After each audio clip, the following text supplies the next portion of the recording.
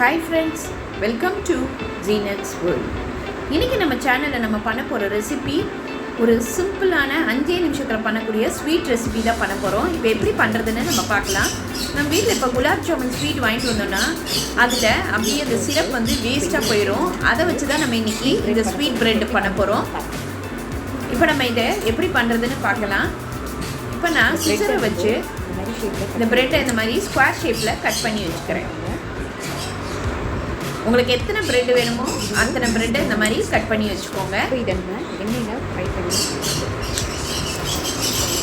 இப்போ நம்ம sugar syrup கூட பண்ண போகிறதில்ல, இருக்கிறத வச்சு தான் பண்ண போகிறோம். அதனால் 5 மினிட்ஸில் நம்ம இந்த ஸ்வீட்டை பண்ணிடலாம். இப்போ நான் இங்கே பேனில் அந்த பிரெட்டை டீப் ஃப்ரை பண்ணுறதுக்காக தேவையான அளவு எண்ணெய் ஊற்றிக்கிறேன். எண்ணெய் நல்லா காயணும், அப்போ தான் பிரெட்டு நல்லா டக்குன்னு ஃப்ரை ஆகி வரும், கிறிஸ்பியாகவும் இருக்கும். இப்போ எண்ணெய் நல்லா காஞ்சிடுச்சு. இப்போ நம்ம பிரெட்டை இதில் போட்டு ஃப்ரை பண்ணி எடுக்கலாம். பிரெட்டு சீக்கிரம் ஃப்ரை ஆயிரும், அதனால கருகிடாமல் சீக்கிரம் நம்ம ஃப்ரை பண்ணி எடுத்துருவோம். இப்போ இதை திருப்பி போட்டுருங்க. எல்லா சைடும் நம்ம திருப்பிடலாம். நல்லா அதுக்குள்ளேயே ப்ரௌன் ஆயிடுச்சு பாருங்கள்.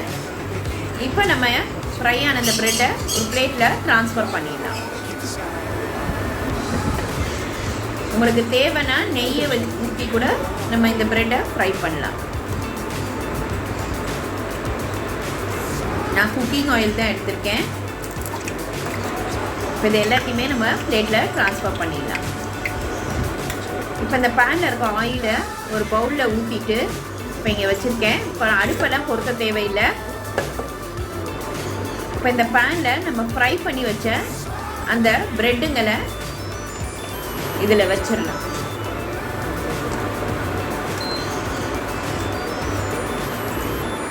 நல்லா கிறிஸ்பியாக இருக்குது பாருங்க.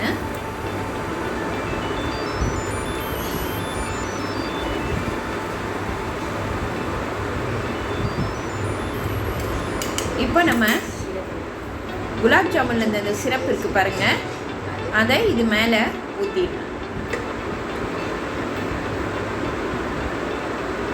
நல்லா ப்ரெட்டு மூங்குற அளவுக்கு இதில் ஊற்றிட்டு நம்ம வேறு எதுவுமே போட தேவையில்லை. அதுலேயே எசன்ஸும் இருக்கும், அதனால் நல்லா டேஸ்ட்டாகவும் இருக்கும் அந்த சிரப்பே. இப்போ நம்ம மூடி போட்டு ஒரு 2 நிமிஷம் அப்படியே விட்டால் நல்லா ஊறிடும் பாருங்கள்.